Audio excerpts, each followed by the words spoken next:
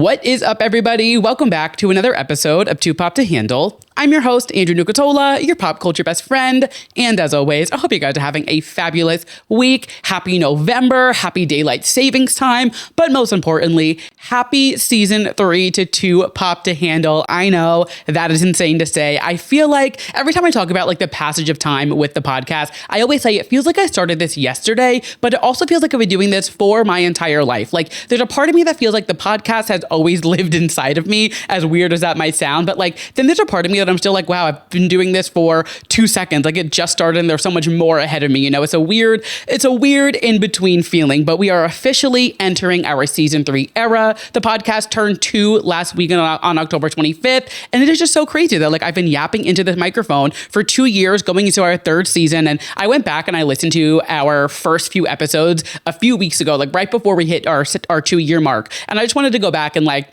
I don't know, reminisce and see like what, you know, has changed, things like that. And just watching and listening to those first few episodes and thinking about where we are now and who I am on the camera, I've gotten so much more comfortable chatting with you guys. And it's just such a different person. And I'm sure in like 3 years when I'm on season 6, you know, down the line, I'll be like, wow, season 3, Andrew was a totally different person. But it's just crazy to see the changes over time that, you know, happen in such a short amount of time. Because 2 years isn't no time, but it's not forever, you know, but it's like it's a weird feeling, you know, it's cool to look back and be able to see it, but it's also like, oh my God, that is like a totally different person 2 years ago than I am today.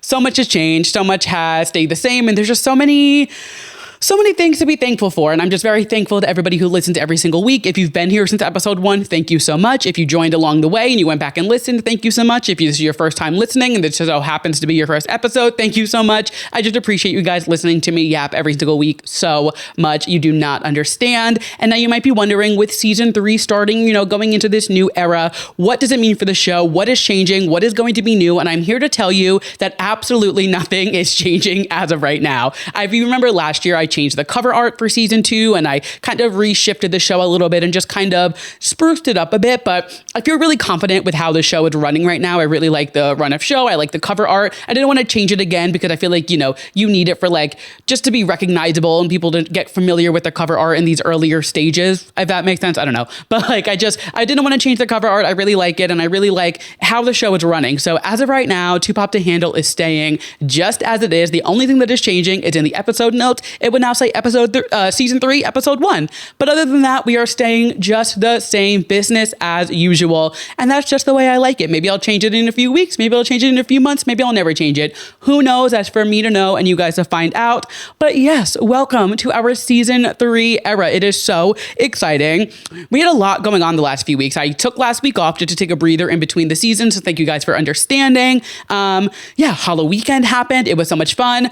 Despite the fact that my costume didn't come, I really, really wanted to be Nicole Kidman from the AMC ad. And just like I bought the wig, I bought the heels, I bought the bodysuit, or the pantsuit rather. And then Amazon lost my package. And I literally, on Halloween, I had to scramble and figure it out. And I ended up being able to get a tank top and a skirt from H&M. And I was able to pivot and go as Regina George, which was a hit. Everybody loved it. People were complimenting me left and right. And it really did come together very well. But that was not my original costume idea. But you know what? I'm giving myself credit for pivoting, not panicking, not freaking out. Cause I feel like old Andrew, like speaking of like looking at like a past self and a current self, season 1, Andrew, if I ordered a Halloween costume and it didn't come in time, I would not have pivoted. I would have been like, nope, fuck that. I'm not going out. I would have completely shut down, just been like, absolutely not. This year I was like, absolutely not. I have a wig. I have heels.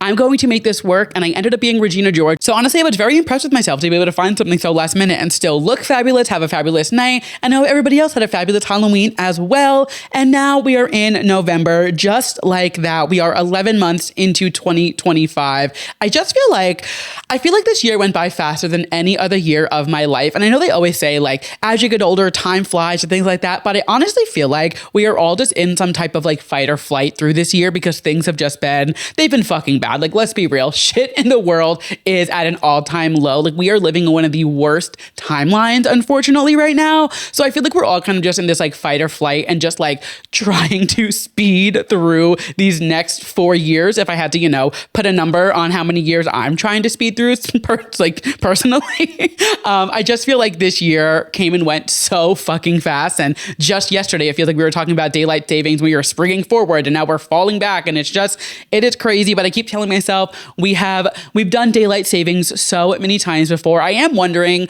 when the fuck we're going to stop doing daylight savings, because I remember like 2 or 3 years ago, I could have sworn we passed some law that was like abolishing daylight savings by now. But again, who the fuck knows what's going on with the laws, with the government, with anything going on? Who the fuck knows? But speaking of the government, it is election day, and it is a very important election day. I mean, everywhere, but specifically in New York City. I'm sure you all know. And by the time this is out, we will know if either Zoran won or if one of the other terrible candidates won the mayor of New York City. But as I'm recording this, the polls close in an hour and 20 minutes. So we won't know by the time that I'm done recording this because they have to count and everything like that. But the polls close at 9 p.m. and it's currently 7:40. So we will see if Zoran wins mayor of New York. I am like crossing my fingers, crossing my toes. We need this so bad. Like I do fear there's going to be a lot of really crazy crash out if Zoran does not win. And I am one of them. Like I truly am like really, really hopeful again. Not as hopeful as I was for Kamala. I'm not going to lie, because that was a fucking a knife to the chest, and then somebody poured lemon juice in it and then shot me in the fucking skull. Like that hurt so bad. So this time I'm trying to be a little more realistic and being like, like it could go one of two ways, like, or however, it could not go the way that I want. But I do feel like New York City is really running behind this guy, and I have some faith that we are going to win this thing. So by the time this is up, you guys will know. Hopefully, we have some good news by tonight or tomorrow. I don't know how long it's going to take to find out who wins. I feel like this is a very high stakes election. So, they might try to pull some, they might try to cut some corners and try not to count all the votes like they did last year and, try to pull some wool over our eyes. But I do fear that New Yorkers will rally if, we don't have an answer by tonight at least. So we will see. I am hoping that we can like celebrate in the streets tonight, do our thing, and we will see what happens come tomorrow morning. But we are here to talk about some pop culture bullshit. We have a lot to catch up on after not having an episode last week. So without further ado, let's hop into the episode and kick things off the way that we always do with our Drew releases, our new music releases from last week, and our new releases coming up this week. Now, I do owe you guys, because last week I would have been talking about Demi Lovato's new album, It's Not That Deep.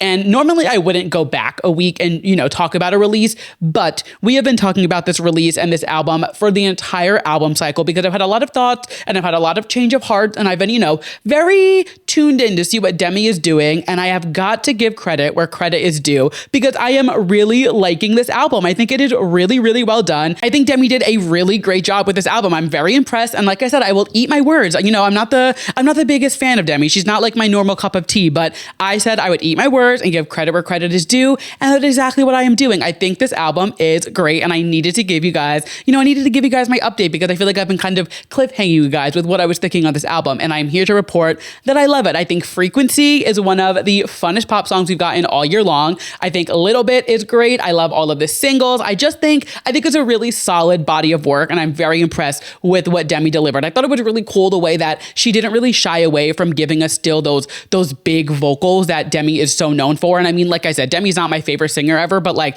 I can admit that she is talented as hell. Like the girl can sing. So the fact that she was still able to give us some of these like party anthems and still deliver like a killer vocal on it was very impressive. And I'm loving what she is putting out. So Demi Lovato, did not think that this would be a year where I would be giving you such high praise for an album. But you know what? You did your big one with this album. It is Not That Deep, and I am obsessed. So kudos to you, my girl. Moving on from releases that we had from last week, we had a new release from Flower of Love is called Shady. So I've talked about Flower of Love a lot on this podcast. She opened for Olivia Rodrigo a few months ago. She's from the UK, so she's not like that big in the US right now, but she's kind of been like popping up on TikTok and, just kind of having her moments here and there. But I have been really liking all of the releases that she's been putting out. And this new song Shady is so fun. It is definitely, it's one of those songs where like the sound and the message of the song don't line up, which is honestly one of my favorite ways to enjoy music. Like I love like a sad song that sounds like a bop, very Dancing on My Own kind of vibes. This is very much like she's being like, fuck this man, he is shady and I hate him and I hope he dies. But it sounds so lovely and her voice is so sweet and cute. And it just is a very, like, when you listen to the lyrics of the song and listen to what it sounds like sonically, they are such two different vibes and I love it. I think she is really fun. I think she has just like a really fun spirit about her. Her look is really fun. She has like really like fun outfits and she does like really cool things on stage. So I'm really excited to keep an eye on her and kind of see where things go with her career, because I feel like she could really be set up for some big things in the future. And I am loving this release. If you have not checked her out yet, it's Flower of Love, all one word, and it's FLOWEROVLOVE. But I highly recommend checking her out and giving her a listen. I think you guys would love her. She is fabulous. And those are all of our releases that are already out, but we have some big releases coming up this Friday that I am so excited for. Actually, this Thursday and Friday. So kicking it off first, we'll do the album first, and then we have 2 singles coming out. Rosalia is releasing her new studio album, Luxe, this Friday. Very fast turnaround with this album. She announced it like 2 or 3 weeks ago. We already have 2 singles, and the album comes out on Friday. I feel like I blinked and the release date came out already. I saw some people go to some listening parties this week, and they are loving it. I love the lead single. I didn't listen to the one that came out today yet, so I was just like, I'm going to save it for Friday because it's so soon from when it came out to like when it was announced to the release. So I was like, I'll give it a second. I will just wait till I hear the whole album. But I really liked the lead single. It was really cool and really unique. And I just think Rosalia she is such a talent, like she really is an artist. She is somebody who has such a vision for all of her albums and her projects, and her voice is so gorgeous, but she's able to really do so many different things with her music. And just like looking at Motomami and now looking at this album, just already from what it's sounding like and the visuals that we're getting, it just seems like going to be a different vibe, but still give us that like Rosalia touch where she just has such an interesting, like,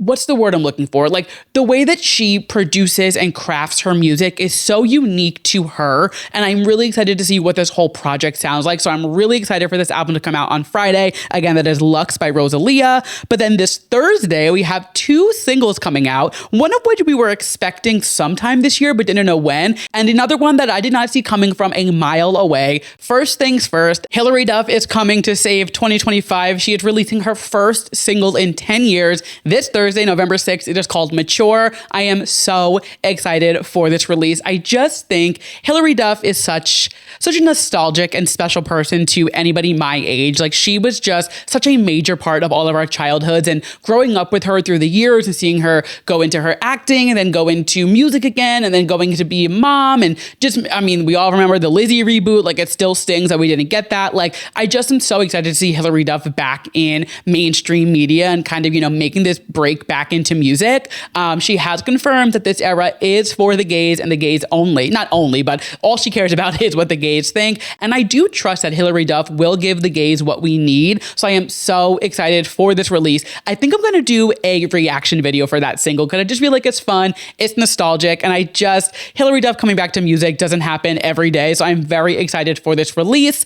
And then the second single that we have coming out this Thursday is Katy Perry with a new single called Band-Aids, which I did not see a new song from Katy Perry anywhere in the near future. I kind of thought she was going to take a break after 143. She's officially with Justin Trudeau. Her and Orlando are done. And then I thought she would kind of just like take a breather, take a hit, and just like keep things a little hush for a little while and then come back to music in a few years. But she is, no sleep until this new single comes out. She is releasing a comeback, not even a comeback. She's releasing a new single on Thursday called Band-Aids. And I'm assuming we're going to find out a little bit about the breakup with Orlando. And I mean, if you think back on Katy Perry's track record, her divorce and breakup songs are always killer. Like I hate to open a wound. But I mean, Part of Me is a great pop song, and it is all about her divorce from Russell Brand. So if we follow the track record of her breakup songs, and, even if you listen to Teenage Dream, some of those breakup songs, like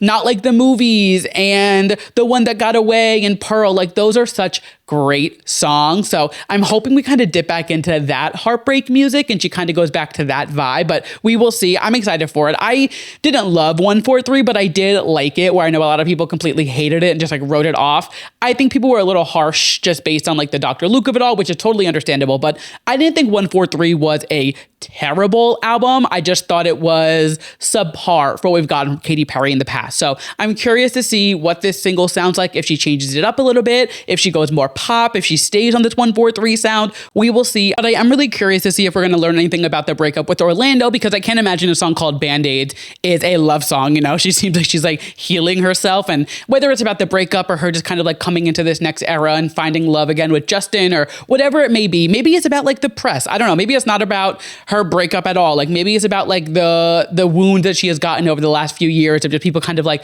totally bashing her and hating on her.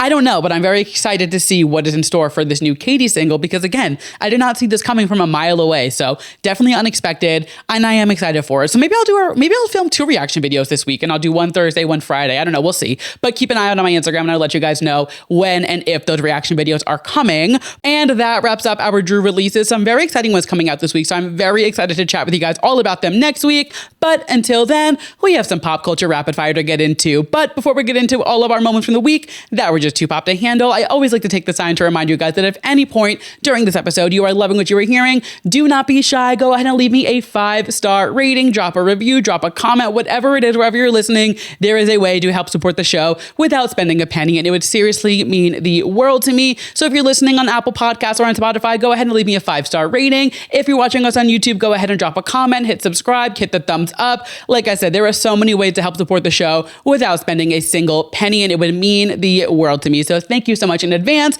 But to give you guys something to rate 5 stars, I have to give you a show. So let's keep this show rolling and jump into our pop culture rapid fire, kicking it off with some Love Island news. Huda from Love Island season 7 is getting some very well-deserved backlash. And you know what? I just feel like this season of Love Island was so cursed. It just gets more and more obvious every single day how everybody who was on season 7 of, not everybody, but the majority of people who were on Love Island season 7 USA were there for all the wrong reasons. And it's just so upsetting, because there was such a magical thing that happened on season 6 of Love Island USA, and like they really made something so great. And a lot of those friendships and relationships, some of them have, they've broken up, and some of the friendships didn't last.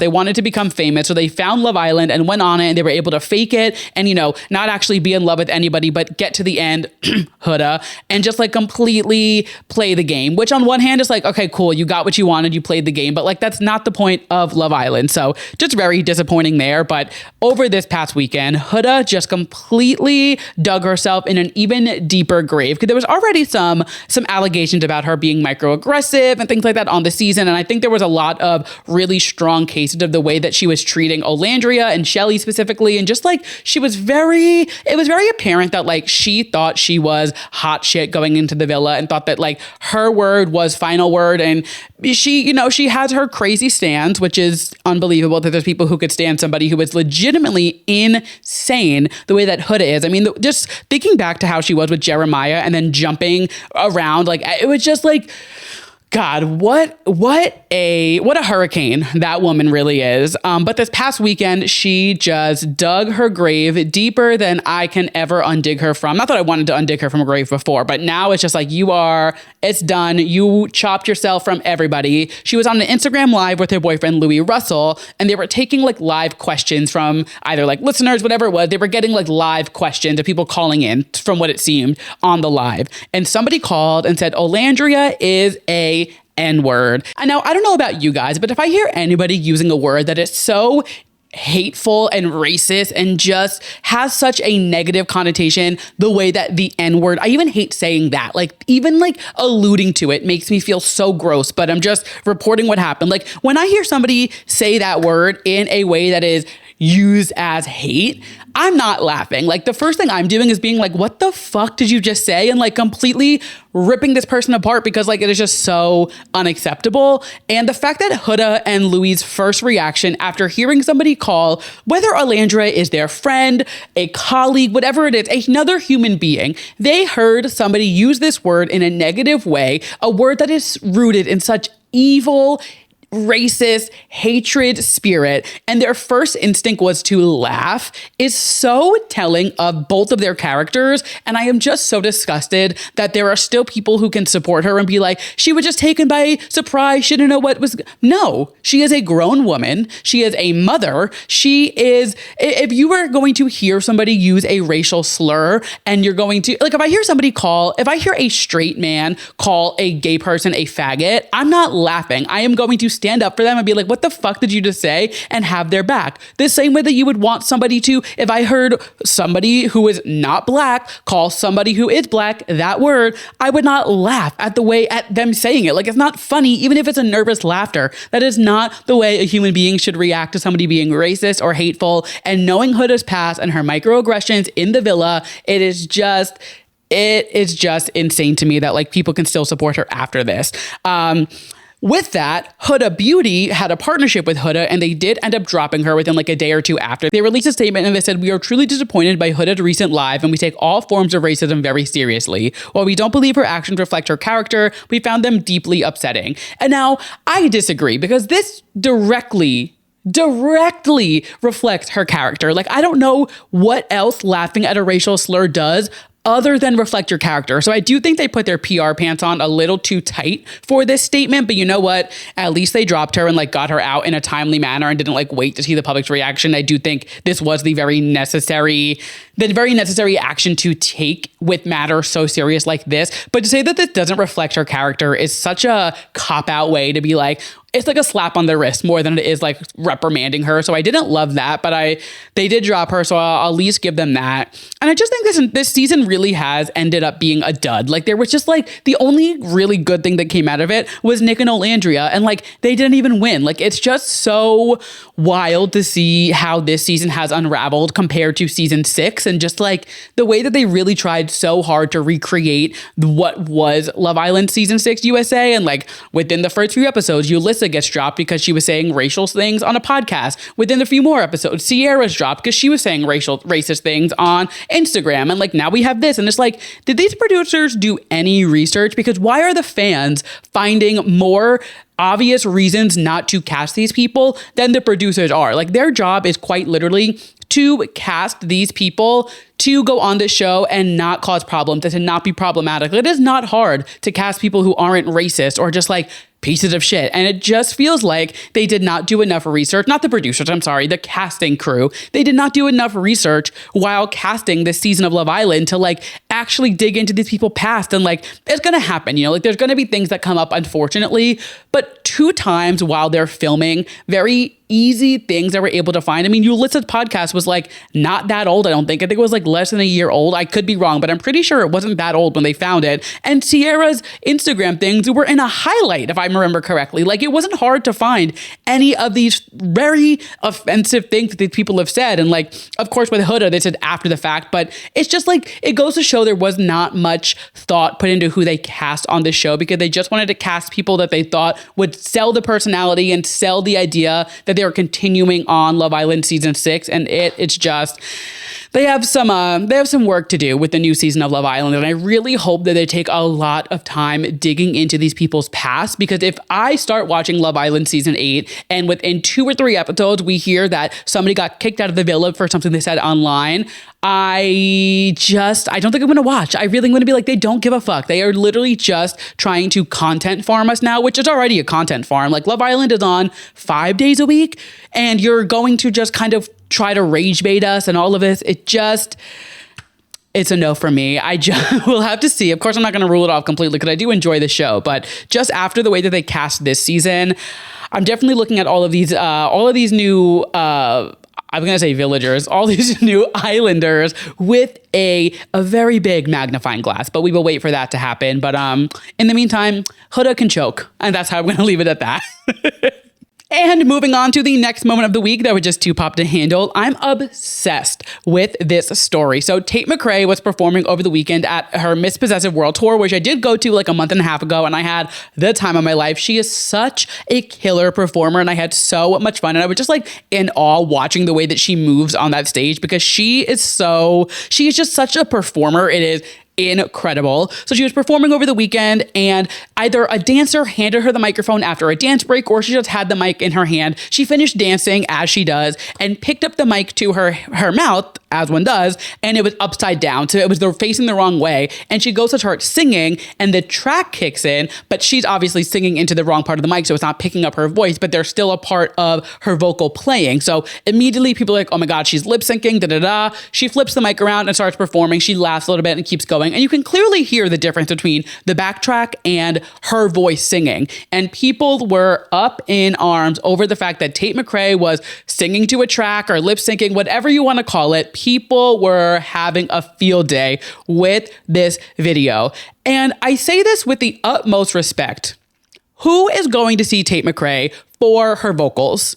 Who is buying a ticket to a Tate McRae tour and going there to specifically only hear her sing? Not that she's not a good singer. She's a great singer. She has a really nice voice. Her music is great. I love Tate McRae. But you are not going to the Miss Possessive Tour to hear Tate McRae deliver incredible vocals. You're going to see Tate McRae give us a pop star fantasy and dance like nobody's ever danced in their life before.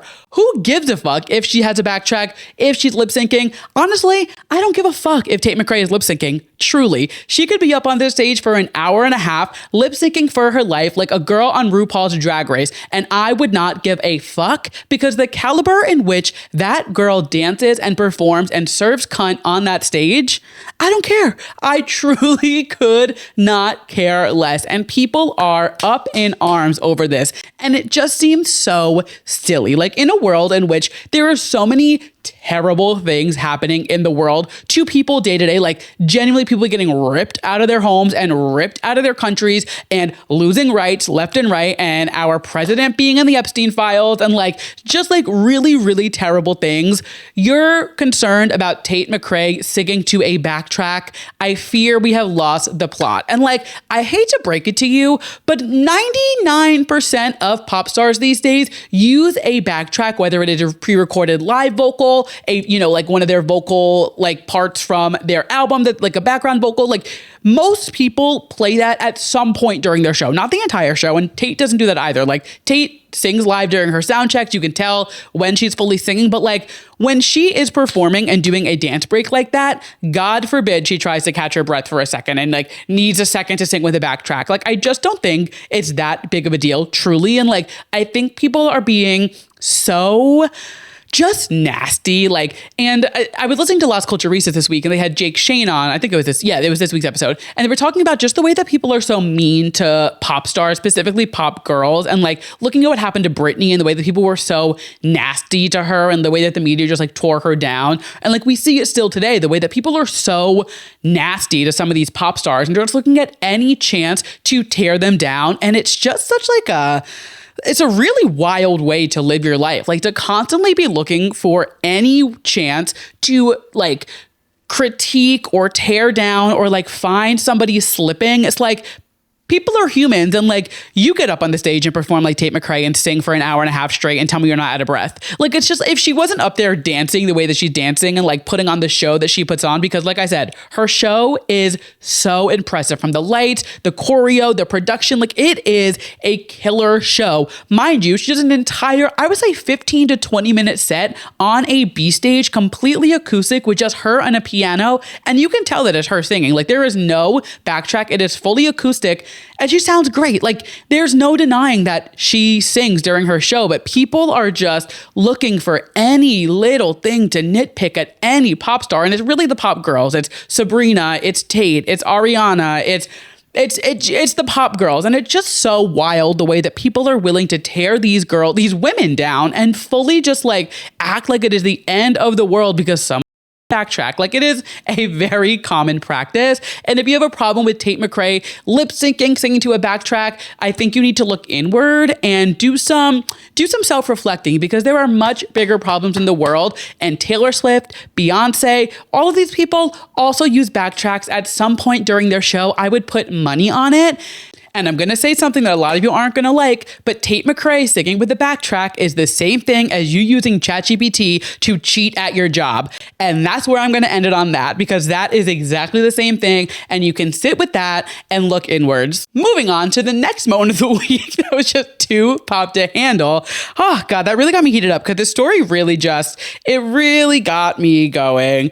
Moving on to the next moment of the week that was just too pop to handle. The Wicked for Good press tour is officially a go, and Ariana Grande is nowhere to be found. Kind of. I'm totally kidding. That was just me using a buzzy headline.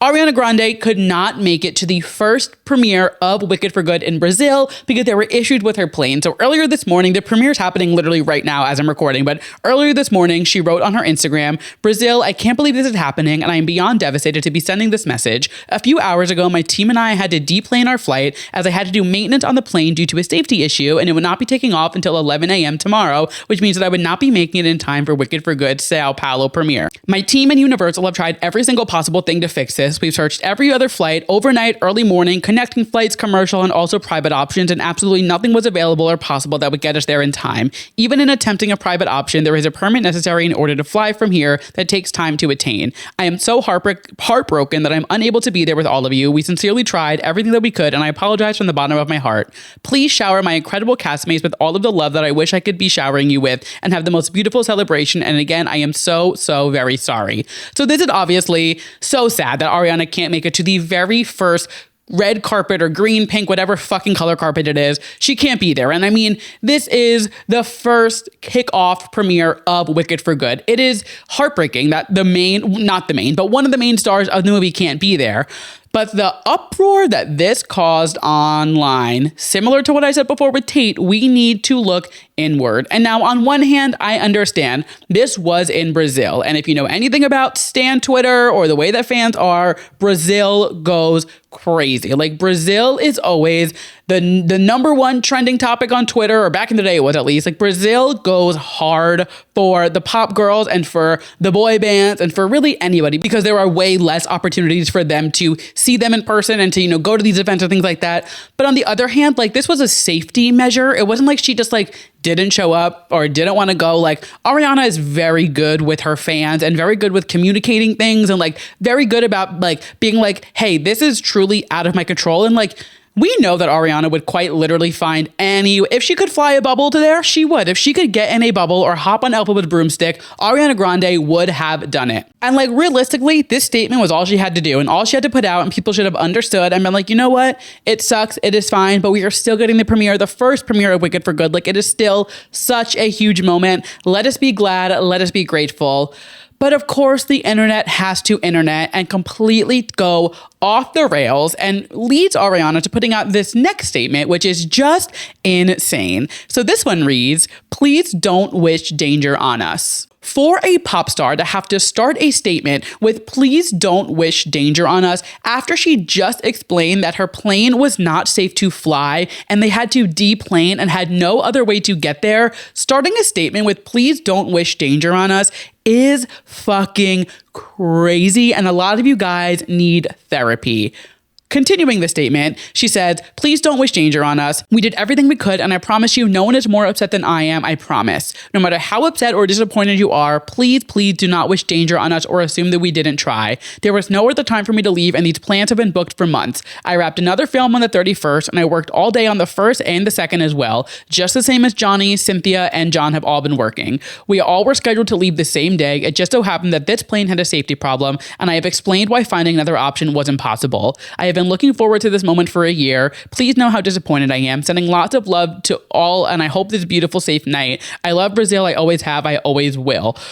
For her to have to explain herself like this in such despair and detail, and the girl has been through some shit. Like, we know that she takes all this stuff to heart and she is very emotional. You know, like she had her show bombed. Like, do we not forget that her show was literally under attack just a few years ago, and people still are, they're now threatening her and saying, oh, we're going to put you in danger and how could you do this? And it's like, are we okay? Like, are we okay? Because like what this really boils down to is these people saw this Wicked for Good premiere as an Ariana Grande meet and greet, and they went to this event expecting to meet Ariana. And I feel like this is something I talk about a lot, the expectations that fans have from their favorite pop stars and how toxic and like really unsafe it is. And I feel like over the years it's gotten a lot better. I feel like a lot of artists have stopped doing meet and greets and they've stopped kind of opening up these doors to these fans who are coming to them and, you know, not putting them in danger. I mean, some of them putting them in danger. Like, I mean, look at Christina Grimmie, look at Selena. Like, these were literally instances in which they were with a fan that ended up killing them. And of course, those are very extreme cases. Like, I'm going literally not like over 100, like that is the absolute worst case scenario. But for somebody to have to receive these types of threats and wishing danger upon somebody because they can't make it to an event, again, it is just like, there are so many bigger things in the world. And every time I see people like up in arms over a concert getting canceled or something, I'm just like, we need to reconnect with nature. We need to touch grass. We need to relax. And like, I'll make jokes about being upset that I missed something. Like, I always joke about how upset I am that I wasn't there when Charlie brought out Lord for Girls So Confused like an MSG. But like, I'm not going online and threatening to shoot them because like I wasn't at the event or because they couldn't make it or whatever it is. It's just like the way that like we have too much access to these people, which I think is the problem. Like, I think social media has given us too much access to these people to be able to expect these things because we see other people meeting their favorite celebrities. And trust me, I've had my fair share of like big fangirl days where I was meeting people outside of an event or going to a meet and greet. Like, I've had those days. They're behind me now, but like, I understand it's exciting. It's fun. It's thrilling. It's your favorite singer. You want to meet them and thank them and tell them how much you love them. I understand that is totally fine. But the way in which people completely turn on these people when it's not the opportunity that they want or it's, taken away from them or something, like none of us are owed any of these experiences, like they don't have to do this press. Trust me, Wicked for Good would sell just fine without Ariana Grande or Cynthia Erivo leaving their homes. They do not have to do a lick of press for the Wicked for Good movie to do well, but they are going on this press tour. They're going to be doing interviews. They have so much going on, the whole cast, not just them, but it's easier to just say the two of them besides the entire cast of Wicked, but like they don't have to do any of this. And it is just something that they are doing to, connect with the fans, get out there. And of course it's press and it helps them and things like that. There is like a give and a pull, of course, but it's just like, we expect way too much from these people, and like to threaten somebody because their plane couldn't take off. Did you want the plane to crash? Did you want the plane to like not land safely? Like, let's talk about Aaliyah. Like, come on. Like, these are like just people taking safety precautions, looking out for themselves. And the way that people are reacting to this is so disheartening. And honestly, just like, I wouldn't be surprised. Like, if I was Ariana, I would not want to do any other appearances. The way that people are reacting to this is just so out of pocket. And I just need to remind everybody, like, if you are somebody who got mad at Ariana for not going into the Brazil premiere, I need you to log off of Twitter for at least 7 to 10 business days and go sit outside with nature, because it is not that deep. Take note from Demi Lovato. It's not that deep. It's crazy. And I mean, this is like an unfortunate way to kick off the Wicked press tour. Like, we want Ariana and Cynthia there together. We want to see Elphaba and Glinda, but like, it's not the end of the world if they can't make it. Like, it is what it is. And I just think we are way too far gone and people need to take a chill pill. But while we're on the topic of the Wicked cast, we do have some congratulations in order, because Jonathan Bailey was named People's Sexiest Man Alive, and he is, in fact, the sexiest man alive. And it just feels so nice to see that they finally got it right.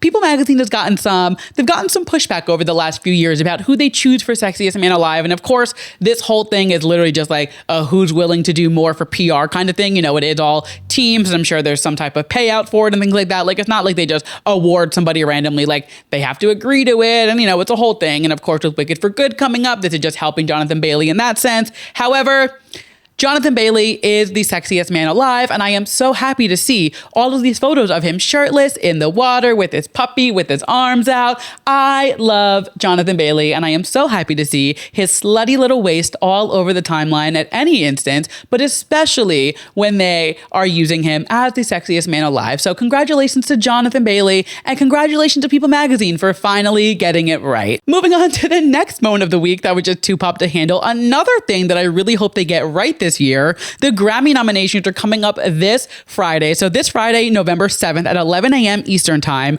Chappell Roan, Doechii, Karol G, Sabrina Carpenter, and Sam Smith are all going to be announcing the 2026 Grammy nominees. Now, if you read my newsletter over the weekend, you already knew that. But in my newsletter, I also did say I was going to put together some Grammy predictions for the nominations. So what I'm going to do is this week, I'm going to go through, I went through Rolling Stone. They did like lists of all the big four of their predictions of who they think is going to be nominated. So I pulled their list of who they think is going to be nominated for these categories. And then I added in anybody who I think that they missed. And then next week's episode, the big main topic, I'm going to go through the actual Grammy nominations and go through who I think is actually going to win. So these are my predictions for the nominees for the big four categories. And then next week, we'll really focus on the actual nominations and kind of dive into those and see who I think is going to win from there. But I thought it would be fun to kind of do some nomination predictions, some pre-predictions, if you will. And I did just want to note that the window for this year's Grammys were from August 30th, 2024 to August 30th to 2025. So like that Showbiz Baby by Jade, The Life of a Showgirl, Taylor Swift, Midnight Sun, Zara Larsson, Demi's new album, Doja Cat's new album, all of them are not eligible to be nominated for this year's Grammys, which is why I'm not including them in this list. However, like Jade and Zara, their songs and their singles did come out in the window. So I know that they did submit some of their songs for some of these awards, but like they can't be nominated for the entire project, if that makes sense. So they are in here a little bit, but the whole project can't be nominated, which is why they're not getting the, you know, the flowers that I still think that they deserve. But that being said, we're going to go through Album of the Year, Song of the Year, Record of the Year, and Best New Artist. So kicking it off with the big one of the year, Album of the Year. Again, these are all Rolling Stones predictions, and then I'll give my feedback and any ones I think they missed at the end. Kicking it off with Album of the Year, we have Kendrick Lamar, Gia Next, Bad Bunny, Debí Tirar Más Fotos, Lady Gaga, Mayhem, The Weeknd, Hurry Up Tomorrow, Elton John and Brandi Carlile, Who Believes in Angels, Lainey Wilson, Whirlwind, Tyler the Creator, Chromacopia, and Leve, A Matter of Time. So now those are Rolling Stones. I do think that Sabrina Carpenter's album will be nominated for Album of the Year. Do I think it's going to win? No, but I do think they will nominate it just because Sabrina has been on this high. So my only one that I think was missing from this list is Sabrina Carpenter's new album, Man's Best Friend. However, again, I do not think it's going to win. From this list, I think Kendrick, Bad Bunny, and Lady Gaga have the highest chance of winning. My personal album of the year from this list is Mayhem. I think that really has just kind of fully encapsulated 2025. I feel like it kicked off at the beginning of the year and it's still kind of having this high, especially like with Halloween just passing and the Mayhem ball kicks off again next year. Like I think Mayhem really has put 2025 into its kind of capsule. But I mean, Kendrick Lamar also had a major year. Bad Bunny had a crazy big year. So I can see any of them taking it. The rest of them, I mean, I know that like The Weeknd obviously is always making huge waves. Elton John, Brandi Carlile, just like an iconic duo together. Lainey Wilson, I'm honestly, I know her, but I'm not like familiar with her. So like not my album of the year. Tyler, the Creator, I know that he has like a crazy big following and a big fan base. However, he is getting a lot of heat right now for some racist thing that he has said in his past. So I'm not sure they really want to get mixed into those muddy waters. And then Lei Fei, I mean, she's definitely had a huge moment this year. I just don't know if she would get Album of the Year. However, I do think she can get nominated for like Best Vocal or anything like that. But I'm not sure I would say that she is Album of the Year. But again, who knows? I would love Lady Gaga to win. But again, I don't know who's going to be nominated. I don't know what's going to happen. Those are just the predictions. For Song of the Year, we have Sabrina Carpenter, Manchild, Gracie Abrams, That's So True, Lady Gaga, Abracadabra, Kendrick Lamar, Luther, Chappell Roan, The Subway, Bad Bunny, Ballet Inevitable, Huntrix, Golden, and Alex Warren, Ordinary are the ones that Rolling Stone predicted. I honestly think Tate McRae has a fair shot at getting nominated for Song of the Year because I do think Sports Car really had a big moment. Do I think it's going to win? No, but I do think she will get some nominations this year. So I was surprised to see Tate not on this list. But again, these are just predictions. Who knows? Looking at this list now, realistically, I mean, K-pop Demon Hunters and Golden has been everywhere. Like Huntrix has truly taken over the world in that sense. I just like the idea of an animated movie song becoming the song of the year feels so crazy in a world in which Lady Gaga, Sabrina Carpenter, Gracie Abrams, Kendrick Lamar, Chaperone, Bad Bunny release all of this incredible music. But I mean, K-pop Demon Hunters really came in and like took the world by storm. Do I think it's going to win Song of the Year? No, but I definitely could see it being nominated. But I mean, like, who knows with the Grammys? It really has been such a huge moment in culture this year. So like, there is a very realistic world in which Golden does win Song of the Year, which I don't necessarily agree with, but like, do I ever really agree with the Grammys? Who knows? Again, these are just predictions. Who even knows if they're going to be nominated? I don't know. I could see it getting a nomination at least. I do think that Man Child, Abracadabra, and as much as it pains me, That's So True by Gracie Abrams would be top contenders. I feel like they really were everywhere. The Subway did have a really major year as well. I just am not sure if it would get nominated for Song of the Year as much as I think it would get Record of the Year, which is in their predictions for Record of the Year, which I get into in a second. But I really do think Tate McRae has a fair shot at getting a nomination for Song of the Year because she really has been in our face nonstop this entire year, whether she's lip syncing or not. Like, she has been in our face a lot. And I think it would be surprising to look at the 2025 nominees at least and not see her in a Song of the Year spot. Because I think Tate McRae had a really huge year. But I do think like Man Child, That's So True, Abracadabra are probably the top contenders for nominees, and Golden are the top nominees for Song of the Year in terms of nominations. And Alex Warren, Ordinary, it was everywhere. And like, he did perform at the VMAs. He did have a really big year there. So I could see him getting the nomination there. And I mean, Alex Warren did have a really big year as well. I don't know. We'll have to see. I mean, I do think all of these have a fair shot at being nominated. I just am not sure who's actually going to win. So once we get the real nominees next week, I'll go through and actually like think a little bit harder who I think is going to win. But I think this is a solid list to predict who's getting nominated.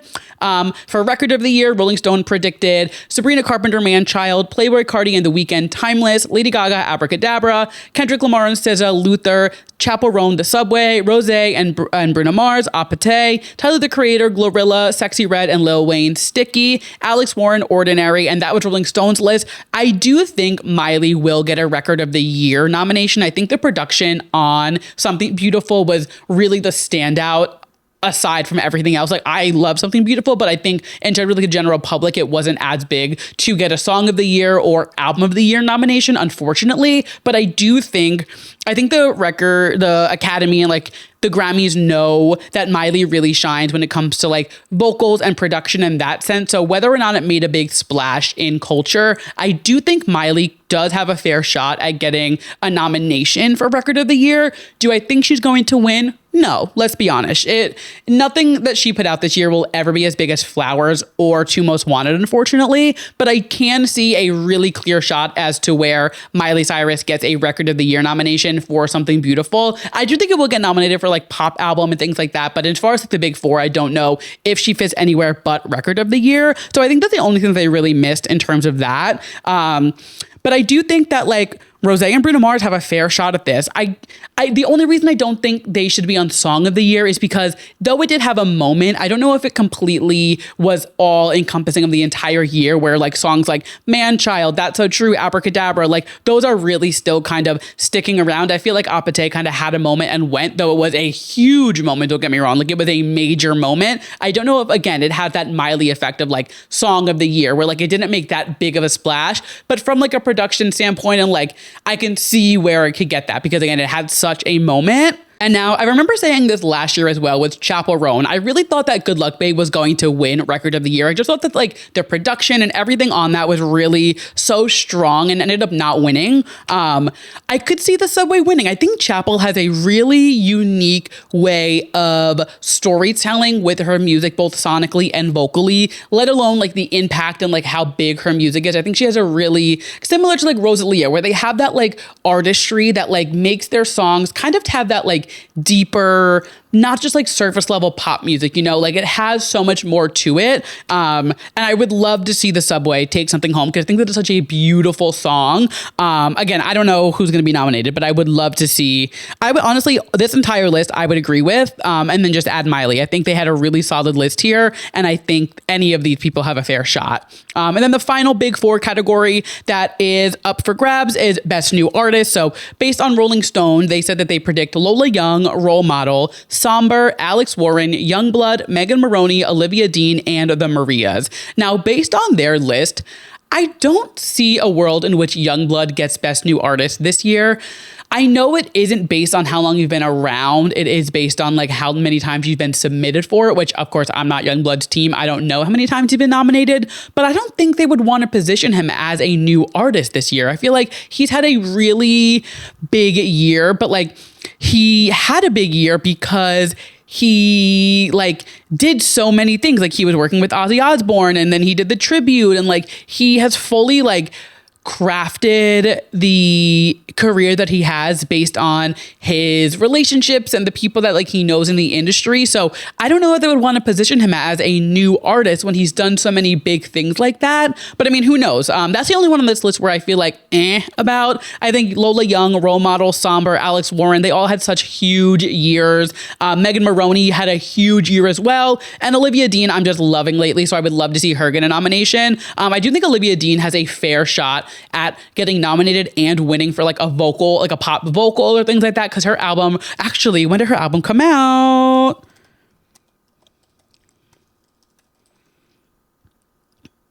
Just kidding. It came out after The Window. So that will be for next year. But I would love to see Olivia Dean get nominated next year for like best pop vocal, things like that. I mean, we don't know what else are going to come out, but I just think her album is really, really special and really unique. And I would love to see her get some recognition for it. You know what I actually didn't consider? I could see Olivia Dean getting a Song of the Year nomination for Man I Need. Not winning it, but I could see Olivia Dean getting a nomination for it because that song really did have a huge moment. That is something to think about. Again, I don't think it would win, but I just think the honor of getting nominated would be a big thing for this album. I could see that happening. But I think she has a shoo-in for Best New Artist nomination for sure. The Marias, I'm not so sure about. I mean, I know them. I've listened to them, but I don't know if I would see them getting a Best New Artist nomination. But again, Best New Artist is tricky because it really does go based on how many times you've been submitted and things like that. So I don't really know how many times people have been submitted and things like that and whatever. But I mean, I would be fine if they're nominated. I don't think they're going to win it necessarily, but if they get nominated, great for them. I do think two people that are very obviously missing from this list, Addison Rae and Jade. Like, I think the two of them are absolutely standout artists from this last year. And I think if they don't at least get nominated for Best New Artist, it would be really upsetting, honestly. Like, they both have had really big years. Again, I don't know if they're going to win. I think like commercially, Role Model, Somber, Alex Warren, Lola Young, they've had bigger years. But I do think just for that like stamp of recognition to show that like they understand that like they were such huge forces in pop music this year, I think it would be really crazy to not see Jade and Addison Rae. Honestly, throw Zara Larsson in there too. I would be really shocked to not see them all nominated for Best New Artist this year. But maybe I'll eat my words. Who knows? Like, we will see. The nominations, like I said, they come out on Friday at 11 a.m. So I will be posting on Instagram. We'll chat about it. I'll also be on TikTok talking about it. So if you want to chat about it before next week's episode, make sure you're following me on all of my socials. Otherwise, we will do a full Grammys predictions based on the actual nominees next week. Next year, my God. I mean, I'll do it next year too. But more recently, we're going to do it next week. And with that, I'm also going to pull out like Best Pop Album, Best Pop Duo, any category that is very like too pop to handle coded. So like Best Dance, things like that. I'm not going to pull out, like country and stuff like that. Also, don't even get me started on the bullshit that they're pulling with separating the country, the traditional country and the new country, whatever the fuck it is. Like, don't even get me started on that bullshit because like it sounds about white to me. It's so fucking insane that like a black woman wins country album of the year and now suddenly they're splitting up the category. It just seems very pointed, but not my circus, not my monkey, so it is what it is. But yeah, we will do a full Grammy prediction next week when we get the official list. And I'm very excited that we are back in Grammy season. I feel like we just did a Grammy coverage literally last week. And now moving into the main topic of this week's episode, Selling Sunset Season 9 is here. I have watched the entire thing and I have a lot of thoughts for a season that was kind of full of nothing. When you really look at this season, I feel like there wasn't really much to it. Like, it seemed very not boring by all means. Like, it wasn't a bad season. It was entertaining, but like every problem was kind of carried over from last season. And it still feels like all of the problems are kind of unresolved. And like, it just seemed like, did they sell a single house? Like, did they actually sell any real estate on this season? And B, are we going to be hearing about season 8 problems like the whole Chelsea and Mary issues from season 8 with the outfits? And like, are we going to be hearing about Emma and Nicole on season 10 because they still haven't resolved it? Like, I just feel like, well, no, Nicole's fired, but it just feels like everything on this season was literally just like kind of like leftovers from season 8 and like still unresolved in a sense. I don't know. I didn't think it was a bad season. It was entertaining enough, but I didn't like leave this season being like, oh my God, okay, cool. Like, this is all resolved. It just kind of felt meh. Now, what I will say about this season of Selling Sunset is I think that they really handled the wildfires in LA very respectfully. And I think the way that they covered it and showed how they were helping and how they were giving back to the communities was really, really just, they did a really great job at covering it. And, you know, it's a really sensitive and heartbreaking topic, which could also be why they didn't want the season to be so heavy and so crazy, because there were such bigger issues in the world going on, as there still are. But like specifically in LA, like that directly affected the cast and the show and their jobs and like what the show is based on, which maybe I'm being too harsh. Maybe that is why they didn't sell as much real estate, because they were worried more about like getting people into rentals and things like that. And like, yeah, sure, I could see that. But it just is like, you know, I don't need to explain myself. You guys get it. But I think they did a really nice job at how they were showing how the O Group helped out and they were doing the donations, and, you know, the Orange County and the LA office came together and they were helping each other and things like that. Like, it was just it was nice to see the way that they were giving back in that sense. But with all of that being said, let's dive into the girls and, you know, all the drama going on this season. And first things first, I've said this before and I will say it again. You will never make me hate Chrishell Stause. I don't care what happens on this show. Chrishell Stause will always be the voice of reason to me. I think she is the one with the most level-headed head on her shoulders. I think she really is the voice of reason. And I just think, like, after seeing this shit that she went through in the first few seasons, between the divorce, between Christine Quinn just being evil towards her, like, I just think Chrishell truly goes into filming being like, I'm taking no bullshit. You are not going to disrespect me. You're not going to disrespect my friend. You're not going to disrespect my partner. And like, she just really faces things so head on. And I love Chrishell Stause. She is and always will be mother. So as I go through all of this drama, sure, maybe I'm a little biased toward Chrishell Stause, but I genuinely think she is the only one with a true voice of reason and a genuine, like, fully level head on her shoulders. And that's not any disrespect to the rest of the cast, but Chrishell Stause, you are always going to be mother at Too Pop to Handle. So let's get into it. First things first, I mean, it will always be fuck Nicole. Like, whether you like Chrishell or not, Nicole is fucking crazy. And the Chrishell and Nicole drama that really stems from the Emma and Nicole drama from last season, but Chrishell and Nicole have had their problems in the past. But I feel like on this season specifically, Chrishell was mad with Nicole because of just A, her being a terrible person, but B, all of the things that she said about Emma with the affair and things like that last season. So again, Chrishell rides for her girls, and like, we know that. So I'm not shocked that Chrishell was coming at Nicole with daggers just because of Emma, but also given their history. I think the way that Nicole fully went insanely rogue at Girls Giving and literally brought up Chrishell's dead parents and their struggle with addiction is so insanely disrespectful and just such a low thing to do. And the craziest part of all of it is, like, she doesn't see anything wrong with her actions. Like, she fully sat at that table with everybody telling her to leave, and she just didn't. Like, she just sat there fully like, she went low, so I went low, like defending the fact that she just like brought up this girl's dead parents. And like, yes, I have parents who are both addicts. Yes, I am part of the Dead Parent Club as well. But like, despite all of that, you don't bring up somebody's parents who are both dead and struggle with drug problems when that is the topic at hand. Like, that is just not something that you do. And the line that she crossed is so far gone. Like, it was insane. And I'm so happy that Mary, Amanda, like everybody really stood up for Chrishell and was like,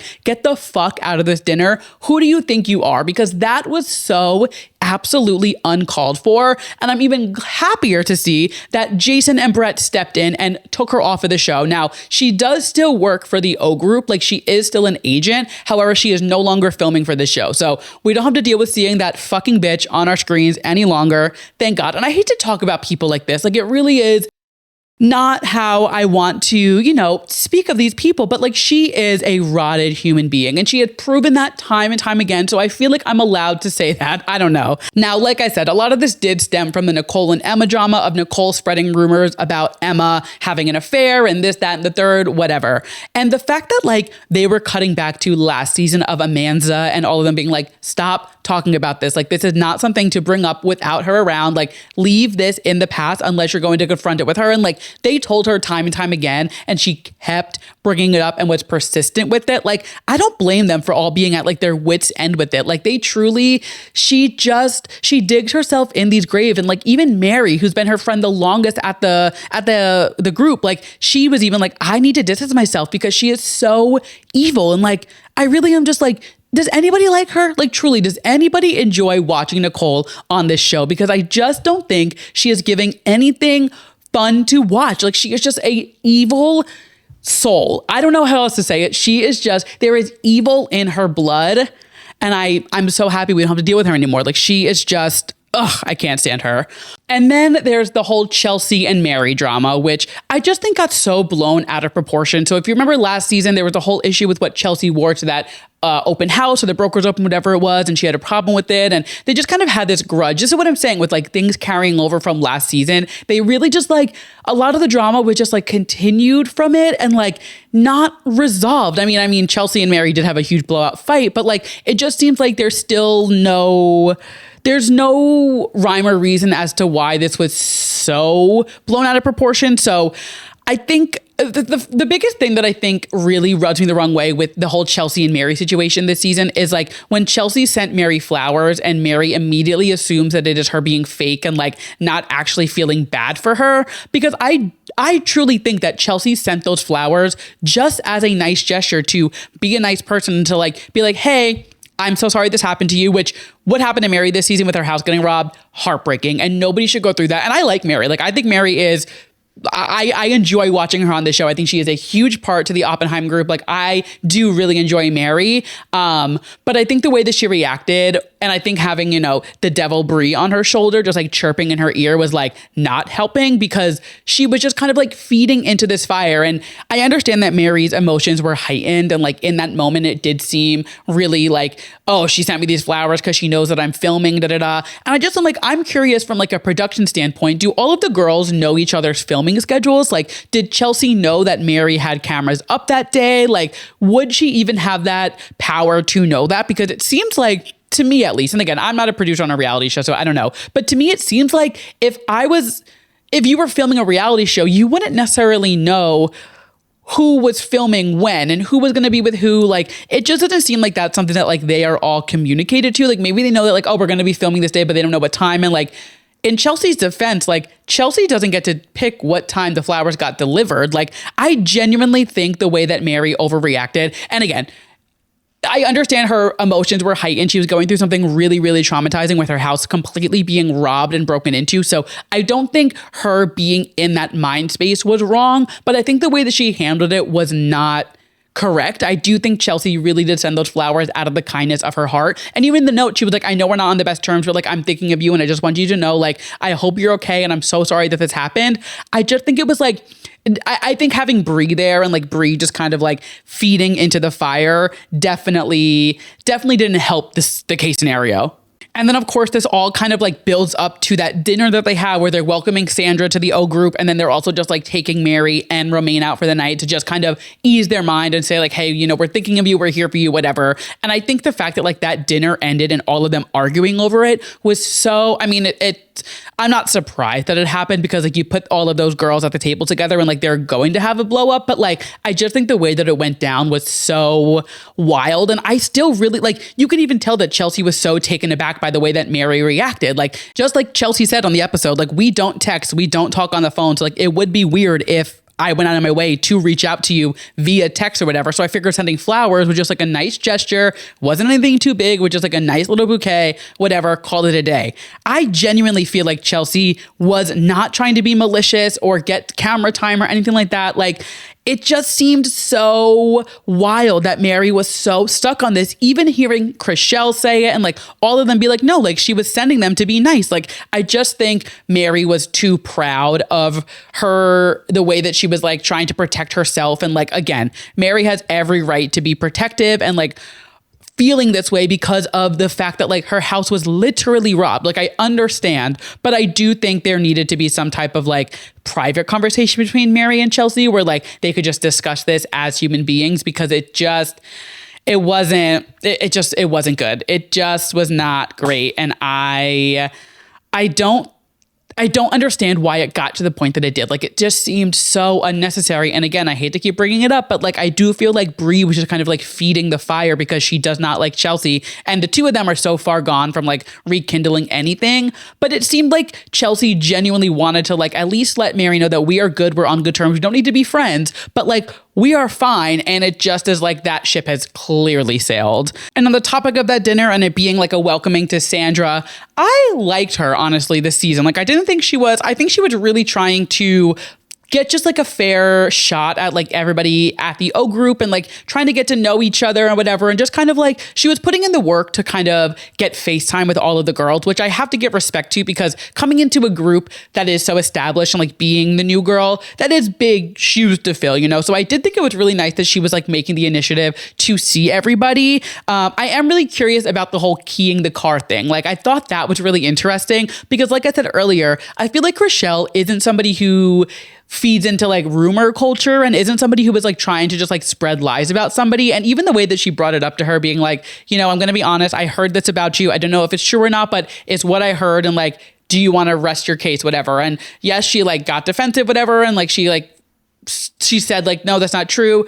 But just the way that Sandra, I'm apologizing if I'm for pronouncing that wrong, but just the way that she got so upset and so defensive and was like so stuck on it, I feel like Chrishell wasn't harping on it. Like, Chrishell kind of was like, okay, like this is what I hear. Like, I just want to like clear the air and see what's going on. And the fact that she kept bringing it up, Sandra, and like kept saying it to people and like was putting her guard up there, it just makes me feel like she does kind of have a guilty conscience to something. And maybe she didn't do it, but I think maybe she has something to do with it, or she knows who did it or something. Like, it just seemed not aggressive as much as it was just like overly defensive of it. And like, if she didn't do it, I feel like, me at least, like if I didn't do something, I'm going to be like, no, that wasn't me. And like, it's not going to get me so worked up. But the fact that she was so worked up over it, it almost gives me guilty conscience. But again, I don't know. And I don't think Chrishell was like going at her in an aggressive way. I think she did kind of just like put her foot down and be like, hey, this is what I heard about you, whether it's true or not, I don't know. But like,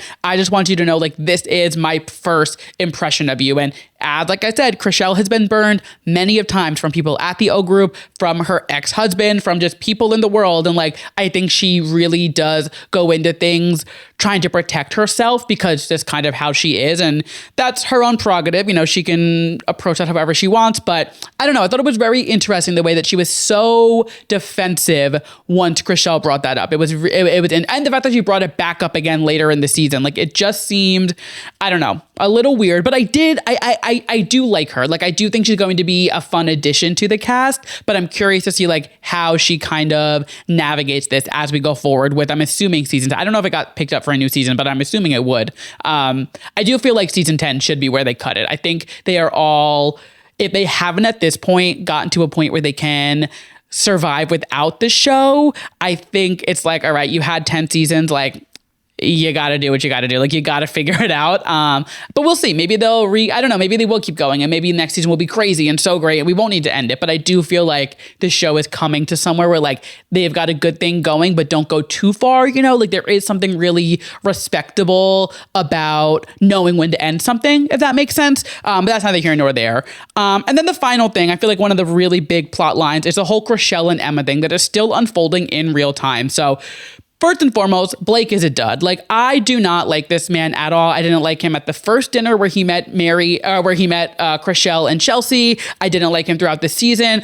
I didn't even like him before the season aired because Chrishell was posting shit about him online saying that he was transphobic and, you know, was Republican leaning and things like that. I already had a bad taste in my mouth for him. And all of this stuff has been proven true. Like, we've seen all of the posts. Chrishell is still going on today. But even watching him on this season, I'm like, Emma, what do we see in him? Like, and when she did say that they split up, I was so excited.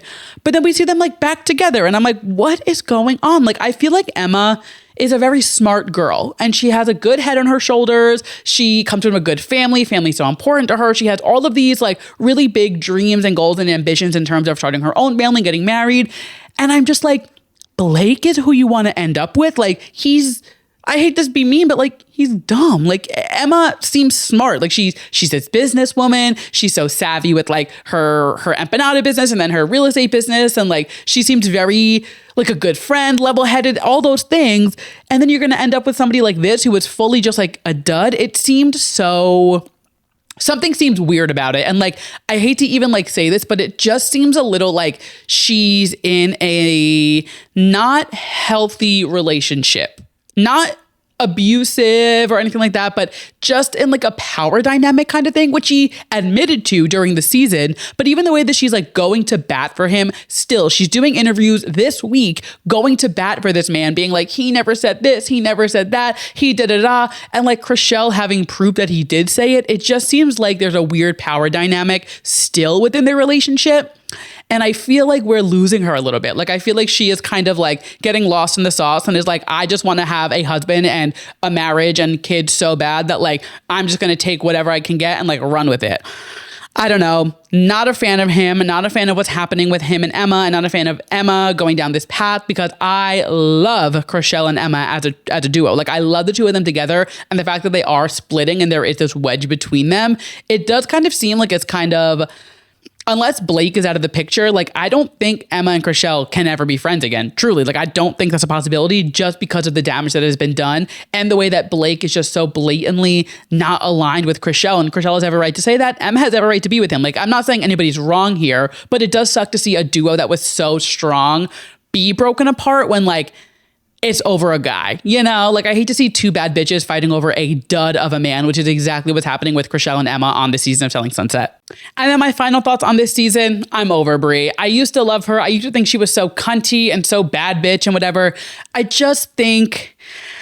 I don't know. I just think she's kind of mean-spirited, and I really did ride for her and root for her. And I was at like a party a few years ago in LA, and the whole cast was there, and I was with Brie for a little bit, and she was so much fun. We were hanging out and we had like such a good time. But just watching her on TV, and they even said like, people say that like you're not the same person as you are when you film and when you're in real life. Like, I do think she kind of puts on this act for the cameras or whatever, like when she's in the public and around people. I can kind of start to see through the phoniness, and I think it's a chop for Brie for me. I don't know. I think she likes to stir the pot too much. She hangs on to things too much. She's too wrapped up in her own shit to like understand when she's wrong and just admit when she's wrong. Yeah, I don't know. She's kind of like a bulldozer, and like if you're in her way, she's going to knock you down, and it's like there's no getting through to her. I don't know. I just think I somebody who loved Brie because I loved how outspoken she was, how like bad bitch she was or whatever. I think I'm stepping back from the Brie of it all. I just think it's a little too evil-spirited for me. It's getting a little too aligned with Nicole in that sense. You know, not quite as evil as Nicole, but it's getting there. And I'm like, I'm just going to pull out before you get to that point because I that shit show happen. And those are my thoughts on Selling Sunset season 9. Again, this season really was kind of just like Not a whole lot of nothing. I think the whole season kind of had a shift in its vibe because of the LA fires. Like that really put a toll on what they could really go for on this season. I mean, I do think Nicole getting fired from the show is like insanely huge and like was well overdue. So I'm happy to see that happen. And like that was a really big thing. But I guess like looking back at Selling Sunset seasons, when we see things like what happened with Christine Quinn and Chrishell back in the day and like all of that crazy shit, like there's just been like bigger seasons. But I mean, not every season can be like as insane as that. It's like the same thing you see with like Real Housewives. You know, not every season can be Jen Shah getting arrested. You know, you're going to have some seasons that are a little not as exciting. And that's what we need. We need, you know, some ebb and flow to keep the reality TV wheels spinning. But that being said, speaking of Real Housewives of Salt Lake City, we're going to move right into our TV recap and keep the TV vibes going with the Real Housewives of Salt Lake City recap. They are on a yacht for 3 days. And now I don't know who thought putting these women on a boat in the middle of the ocean for 3 days was a good idea. I mean, it was Heather Gay's idea, but like, I don't know why she thought that it was a good idea, because this trip has been nothing but chaos since they stepped foot on the boat. So it really is just like the takedown Lisa Barlow season at this point. Like all the girls are really just focused on figuring out what Lisa's issue is. And like, as somebody who was a Lisa Barlow defender for so many seasons, I am starting to crumble a bit. Like I am starting to see why the girls are not all on board with Lisa, because it is a little fishy that like she is the source of all of this information. And then like, as soon as somebody does something wrong by her, she is instantly there is news coming out about them like immediately, and like similar wording like with Bronwyn and things like that. Like it is a little suspicious the way things operate. And now again, I have a soft spot for Lisa Barlow just because I think she's funny. Like, but this season she is teetering from funny to evil. I'm not gonna lie, it is what it is. I don't think she's like the she-devil, but like it's definitely teetering a little more evil than funny this season, and I'm kind of seeing what the problem is. What I will say, I love seeing Whitney and Heather back together. Bad weather. I love the two of them together. I hated when they were apart. Like, I think the reason I wasn't so on board with Whitney for a little bit is because her and Heather were kind of like not aligned. And I think Heather and Whitney together is really the best duo. And I've really been coming around to Whitney lately. And I think it's because her and Heather are kind of getting back to that original Whitney and Heather dynamic from the first few seasons that I loved so much. Like, I loved Whitney in the first couple of seasons. And she even says on this season, like, I'm getting back to my old self because I had to do all these businesses. They failed.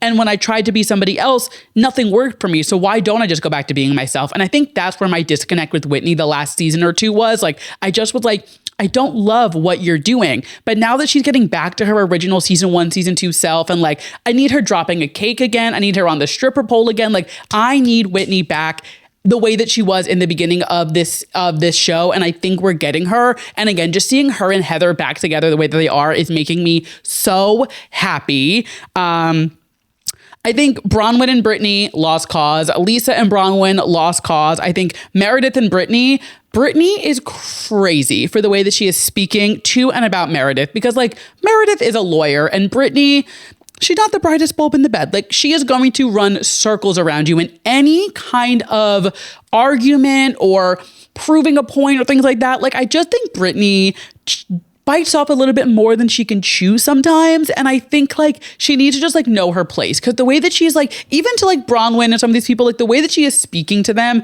isn't in a way that is like, it's not, what's the word I'm looking for? It's very just like, she doesn't think before she speaks. And I would argue maybe she doesn't think at all. Like, I don't know. She was so funny last season. I think this season, she's just being a little too like, what's the word? She's being a little too like, just stupid. I hate to say that again because that's mean, but like, she's just being a little too loose-lipped and like not thinking before she speaks. I don't know. It just seems a little amateur, and she is an amateur. Like, she still doesn't have a snowflake. She's only on her second season. Like, you get cut in and out all the time. Like, you got caught filming them on the bus last season, so you're in hot water. And like, I just think she really needs to like learn her place and understand like what her role on this show is. And it's not to like be a housewife, and you're not there to like cause a storyline. You're there to just like add silly moments to the show. And I just think she's overstaying her welcome,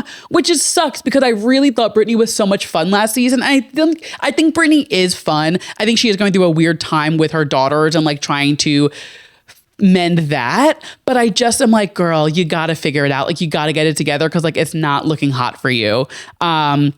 But yeah, I have one more episode of them on the boat that's coming out tonight. So we'll chat about that next week. Oh my God, what am I saying weekend? We'll talk about that next week. And yeah, I'm curious to see like how this season ends. I'm really excited for the reunion because I feel like so much has happened in between filming and now. And like, I feel like the reunion is really going to give us a lot of unanswered shit. And like, I'm predicting Lisa and Angie having a huge blowout. Like, they're already doing blowouts now, but I think Andy knows how to poke the bears so well. And I think Lisa and Angie are going to have like a catastrophic level 10 hurricane type of argument on this reunion. And I honestly can't wait. I'm not going to lie. I cannot wait to see the way that this goes down because it's going to be fucking great. But with that, we have made it to the end of this week's episode. But you guys know the drill. We are not done just yet. We end every single episode with a yes and a mess. A yes being something I am loving and a mess being something I am not loving. And we always start things on a high note here at Too Pop to Handle. So my yes this week is the fact that Carly Rae Jepsen is expecting her first baby with her husband, Cole MGN. I'm loving everything that's coming to Carly Rae Jepsen this year. I wrote about it in my newsletter a few weeks ago. So if you're not subscribed there, you're already missing out. But I was saying how I'm so thrilled for everything that is going on with her. She just got married. She's doing the music for 10 Things I Hate About You, the musical, celebrating 10 years of emotion. And now she's expecting a baby. I just feel like Carly Rae Jepsen is really having such a milestone year for herself. And like, I love living in a world where Carly Rae Jepsen is on top of the world.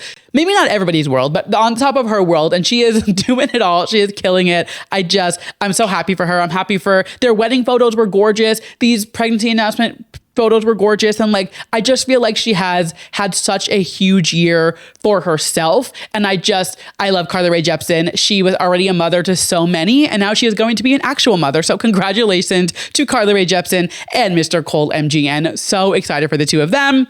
And then my mess this week is a woman who is no stranger to my mess segment on this podcast. But Nicki Minaj has officially lost her fucking mind because why is she so excited about Donald Trump and the White House using her sound on TikTok? And why is she so vocal about Donald Trump all of a sudden and like saying all of these things about him and just being a little too excited about Donald Trump and the current administration? And you know, Nicki Minaj has been teetering the line of clinically insane for a few years, and I just think we have lost her officially. Like, I truly think I think Bigfoot last year was really like the beginning of the end. Like, I think she was already a little off her rocker, but like, it was funny before that. I think Bigfoot and like all of that drama really did some irreversible damage on Nicki Minaj, and she has just been on a downward spiral ever since. And I just don't know how much lower she can get. Like, I never thought I would see the day where she was like praising Donald Trump for using her TikTok audio, but I'm like, you're Nicki Minaj. You don't need Donald Trump to use your TikTok audio. Like, you are literally Nicki Minaj. Why are you so excited over this? And just seeing the way that she's acting like this, I don't know. It's a little suspicious, and I am not fucking with it. And it's really, really disturbing watching what's happening with Nicki Minaj lately. And I say it all the time. I would pay a lot of money to see her screen time. I would pay so much money to see how much time she spends on her phone and to see how much time she spends with her son, because let's not forget, she does have a toddler and a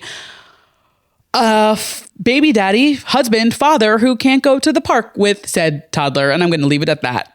It is really wild watching this downward spiral of Nicki Minaj. But that being said, we have made it to the end of this week's episode. Thank you guys so much for listening to this week's episode of Too Pop to Handle. If you liked what you heard and you're listening to us as a podcast, go ahead and leave me a 5-star rating. If you're watching us on YouTube, go ahead and hit like, hit subscribe, drop a comment, all of the things except for dislike. You guys know the drill. If this podcast is not enough and you need some more moments of the week that were just too pop to handle, head over to toopoptohandle.substack.com. I'll have it linked down below, and you can subscribe to my weekly newsletter Popping In, where I share extra moments of the week that were just too pop to handle in between podcast episodes every single weekend. And if all of that is not enough, make sure you are following me on all of my socials at Andrew Nucatola or at Too Pop to Handle across all platforms. And with that, I will catch you guys in the next one. Bye.